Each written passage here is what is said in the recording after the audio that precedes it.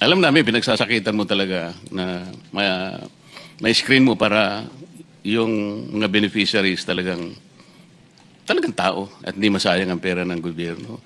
Mr. Chair, siguro pwede kong tanungin kay Secretary Rex. Meron po kaming panukalang batas talaga. Ito talaga ang dapat nating isulong na para sa ganun itong mga encoding errors na to, exclusive and inclusive errors, ghost drivers, and everything, mawala ito eh. Yung sinasabi ko pong bill namin ay yung lahat ng pamilya na gumagamit at least 200 kilowatt hours per month. Yun po yung masasubsidize, pababa. Meaning to say, ang isang pamilya na nakakagamit lang ng 200 kilowatt hours ng elektrisidad, yun po yung sasubsidize natin. Ito po matatarget natin dito about 5 million families, poor families, representing at least 25 to 27 million poor Filipinos.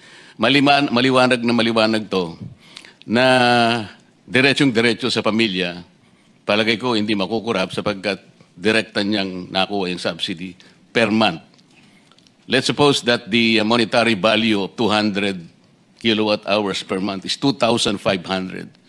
So that targeted family will be able to save 2,500 pesos per month as long as ang nagagamit po niya is 200 kilowatt hours per month. Kinuwento ko po ito, Mr. Chair. Ang puhunan lang ng gobyerno is between 100 to 120 billion pesos. Ngayon po, pagsama-samahin natin ang AIX, TUPAD, MAIPIP, at kung ano-ano pang subsidy ang binibigay natin, it's nowhere between 400 to 600 billion pesos. Pero kagaya nga po nung sinabi nyo kanina, ang dami pong mga miss and hit. Kasi may nagdodoble, may nagpapanggap na ganito. 3 ang ID niya, 3 ang pangalan niya, pero isang tao lang. Pero sinasabi ko po, siguradong-sigurado yung pamilya pupunta sa kanya yung subsidy.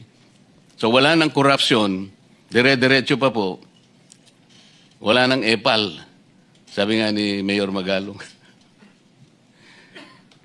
Sana po mapast-track namin yun.